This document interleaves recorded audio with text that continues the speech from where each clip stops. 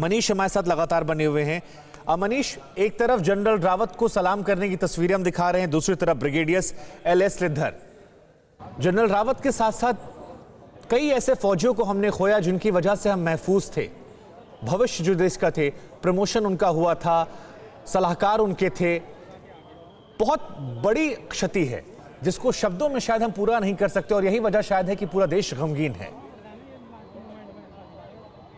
जी हाँ, बिल्कुल सही कहा आपने। और देखिए कितनी बड़ी बात है कि देश ने 4 युद्ध लड़े, हम 4 युद्ध जीते, लेकिन ब्रिगेडियर रैंक से नीचे के ही लोग उन युद्धों में वीरगति को प्राप्त हुए थे। कभी हमने कोई 4 स्टार जनरल या उनके समकक्ष का नहीं खोया था, लेकिन एक हेलीकॉप्टर हादसे में हमें अपना 4 स्टार जनरल, हमारा पहला CDS हमने खोया है।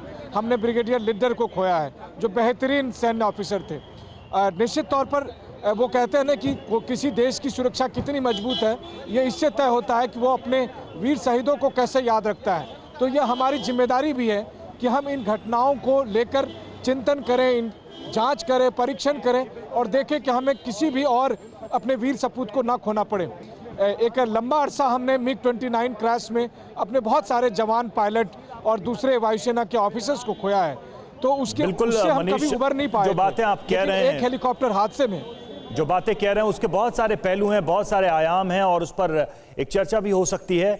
लेकिन सबसे बड़ा प्रश्न इस वक्त यही है कि ये जो दुख सामने है पूरे देश के सामने, इससे आगे बढ़ते हुए सेना कैसे अपना जज्बा दिखाती है, क्योंकि चुनौतियां सेना के सामने कभी भी कम नहीं रही हैं, लेकिन उनका सामना भारतीय सेनाओं ने हर बार किया है। SVP सिंह हमारे साथ, रिटायर्ड मेजर जनरल, इस वक्त जुड़े हुए हैं। सिंह सर, जैसा कि मनीष भी कह रहे थे कि जनरल लेवल के किसी भी ऑफिसर को हमने पहली बार इस तरह से खोया है। सेना के लिए, सैनिकों के लिए, देश की जो आर्म फोर्सेस हैं उनके लिए ये अकस्मात हुई घटना किस तरह से? ये बहुत बड़ी दुर्घटना है, दुखित है और देश विलप में है, शोक में है। देखें, मीडिया ने 3 दिन लगातार जनरल बिपिन रावत की याददाश्त, मिसेस रावत की याददाश्त, जो उनके साथ शहीद हुए हैं 13 साथी, इतना देश ने याद किया है। ये देशवासियों का प्यार, मोहब्बत और फौज को, आर्म फोर्सेस को एक भरोसा दिलाया है जनरल बिपिन रावत ने अपनी मृत्यु में कि फौज की कितनी बड़ी स्टैंडिंग है इस देश में। एक बहुत बड़ी चीज है ये। जनरल रावत ने बहुत करियर में अचीवमेंट्स बहुत कमाया।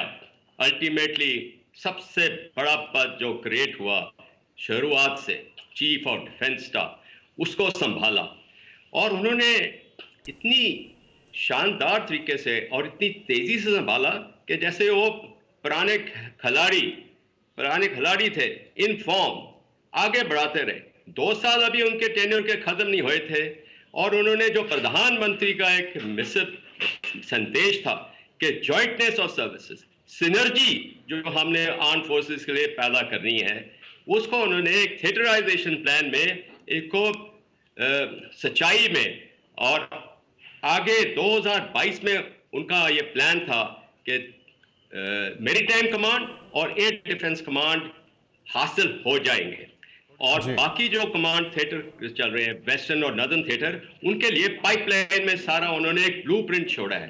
तो ये बहुत बड़ी अचीवमेंट है, यहाँ ही नहीं खत्म होती है। SVP साहब, जो उनका योगदान है भारतीय सेना के आधुनिकीकरण में या फिर समन्वय बनाने में, उस योगदान को आने वाली पीढ़ियां हमेशा याद रखेंगी।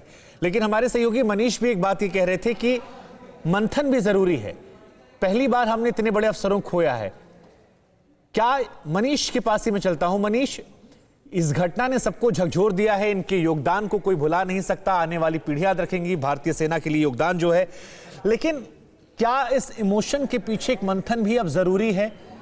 क्योंकि इस घटना ने कई तरह के सवाल पैदा कर दिए हैं, जहन में बहुत सारे सवाल लोगों के मन में आ रहे हैं और दोबारा ऐसी घटनाएं ना हो, इस तरफ विचार किया जाना चाहिए, इसके लिए प्लानिंग होनी चाहिए। क्योंकि बार बार हम कह रहे हैं ये वही विमान है जिसपे राष्ट्रपति भी ट्रैवल करते हैं, प्रधानमंत्री भी ट्रैवल करते हैं। तो चाहे तकनीक के माध्यम से हो या बाकी जो संदेह आ रहे हैं, उन सभी चीजों को लेकर एक गहन मंथन क्या जरूरी है?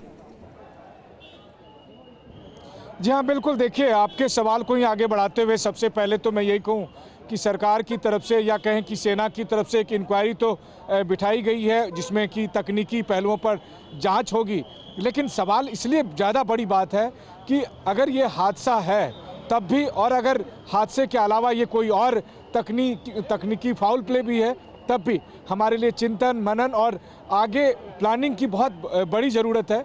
क्योंकि Mi-17 हेलीकॉप्टर का इस्तेमाल देश के सर्वोच्च शिखर पर बैठने वाले तमाम से लोग करते हैं, राष्ट्रपति, प्रधानमंत्री, और वो सब करते हैं।